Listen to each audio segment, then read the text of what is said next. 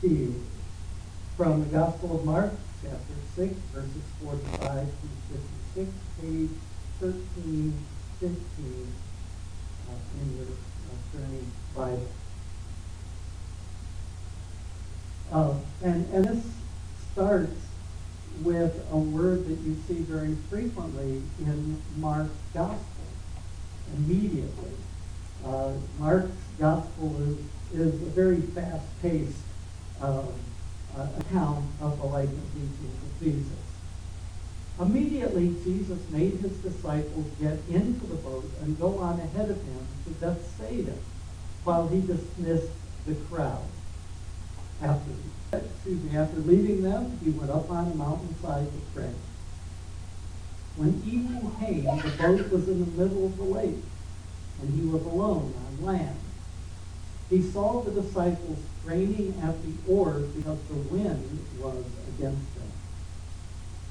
About the fourth watch of the night, he went out to them walking on the lake. He was about to pass by them, but when they saw him walking on the lake, they thought he was a ghost.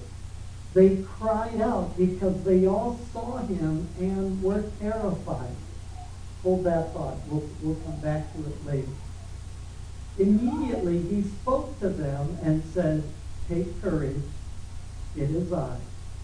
Don't be afraid." Then he climbed into the boat with them, and the wind died down. They were completely amazed, for they had not understood about the loaves.